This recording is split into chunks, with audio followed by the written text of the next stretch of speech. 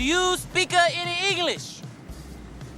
Do you understand the words that are coming out of my mouth? Connor! Who died, Lee? You! Detective, you? Not you! You! Who? You! Who? Do you understand the words that are coming out of my mouth? Don't nobody understand the words that are coming out of your mouth, man. Chris Rock loved improvising, but on Money Talks, his nonstop jokes turned one jail scene into a disaster. The cast kept laughing, forcing the crew to shoot the same scene 56 times before. They put their hands on you. And they tried to, man. One dude gonna come try to grab me from the back. That's how they caught me. That's how they brought me in. They was slanging like, yeah, like that. Did they Like grab this? me? Yeah. Man, get the hell out of me, man! Hey! Where your shirt at? Being friends with Michael Jackson meant access to a world few people ever saw. But beyond the fame and luxury, it was his extraordinary generosity that left the biggest impression on those closest to him. Hung out with him a lot, and Michael was just so nice, man. You'd be around him and you just get happy, man. He would give you anything if you liked something. Like I was just complimenting a flat screen TV he had, and he gave it to me. I was like, Michael, but then that came out of me. I started liking everything after that. I said, Michael, I like that Rolls Royce. That's a bad Rolls Royce, not the old one, the new Rolls Royce, right there. He was like, you like it, Chris? I said, yeah, I like it. He said, you sure you like it? I said, yeah, I like it. He said, well, you better go buy one, because I ain't giving you my Rolls. When Chris Tucker became one of Hollywood's highest-paid actors, everyone expected a glamorous family reaction. Instead, his relatives responded in a way so unexpected and hilarious that it became one of the funniest stories of his rise to fame. Kind of a surprise for us all, but backstage we have Mr. Chris Tucker, Jackie's co-star.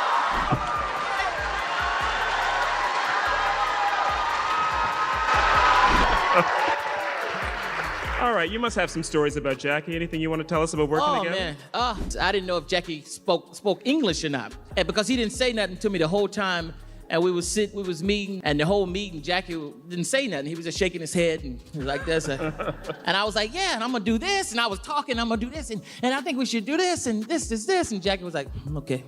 So after the meeting, me and the director walked out. I said, it was Brad Ratner, the director. I said, do Jackie speak English, man? How are we going to do this movie? You know? Chris Tucker and Michael Jackson formed one of Hollywood's most unforgettable friendships. While many saw the King of Pop as mysterious, Tucker often shared funny stories that revealed a lighter, surprisingly playful side of Michael.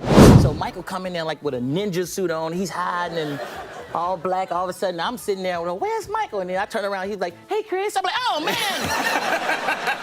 How long you been here? About 5 minutes. And then all of a sudden, we watching the movie, he's the loudest person in there. Really? You know? Yeah, he's watching the movie like, hee. I said, Michael, would you shut up before people see you? Chris Tucker knew some of the biggest stars in the world, but his funniest stories came from the awkward moments he shared with them. One unforgettable encounter with Michael Jordan taught him a lesson he'll never forget. Never show up wearing the wrong sneakers around a legend. I wear Jordan 1s and the most comfortable shoes, and every time I see Michael, he look at your shoes. First thing he do is look down, what kind of shoes you got? Reebok, man, you crazy. Long before the spotlight found him, Chris Tucker discovered he had a natural talent for making people laugh. School quickly became his first stage, where he tested jokes, entertained classmates, and began shaping the comedic style that would later make him famous. I used to get on teachers' nerves. They used to hate me. They used to get mad. They say, listen, Chris, if you act up again, I'm going to call your mama. I said, if you're going to call my mama, you're going to have to pay the phone bill because the phone been cut off for 2 weeks. She'd be pissed off. Get out of my room. Be sick. Go to the principal's office. I go to the principal's office. I didn't care. Because I was in the principal's office so much, I was cool with the principal. We were tight. He'd be like, what you do this time? Get in here. Get in here. Get in here. Close the door. Close the door. Oh, sit down. What you do this time? What you do this time? Call my mama, pay the phone bill. Man, you crazy. You crazy. You a fool, Chris. Chris Tucker may have played a fearless cop in Rush Hour, but his real-life views on law enforcement are far more surprising.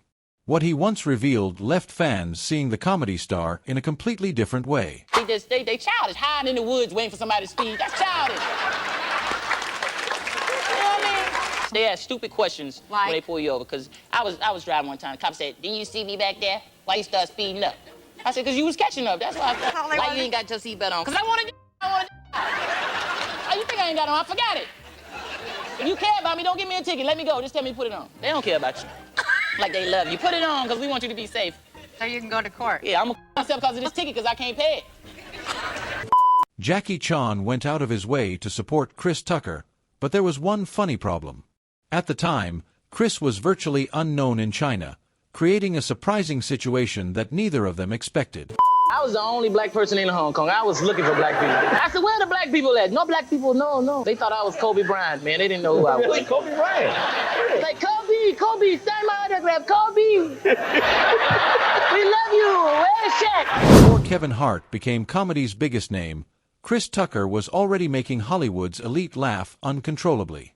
Whether on movie sets or at star-studded events, one thing was certain: keeping a straight face around Chris was never easy.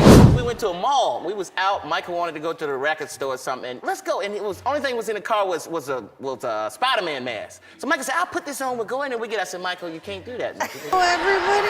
Spider-Man ain't gonna just be walking through the mall. They gonna know it's you, Michael. He's like, no, he won't. Chris, it'll work. It'll work. We go in the mall, and he was getting away with it until people figured it out because I was with him, and he was like, Chris, is that Michael Jackson in that Spider-Man mask? No, that's Spider-Man. During a trip to China, Chris Tucker expected to visit Jackie Chan. Instead, he quickly discovered something surprising. Jackie was so famous and influential, it felt like he owned the entire neighborhood. He owned everything. He's like, you like hotel? He said, you like hotel? I said, yeah, it's my hotel. That's my hotel. No. So I got to do more movies. Growing up taught him some creative survival tactics. One of the funniest was secretly hiding cupcakes from his own family, just so he could make sure he got to enjoy at least one himself. I used to hide the cupcakes, you know, because I'm the youngest of 6 kids. We hide the cupcakes because they be gone. By the time my mama get home, he said, Mama, I got that groceries for you. I got that. You take it in there, you hide them cupcakes. You know, you take out 3 or 4 of them. Mama, what happened to the cupcakes? Hey, man, Mama just bought 2 of them, man. I'm sorry. Chris Tucker has a rare talent for finding humor in everyday life.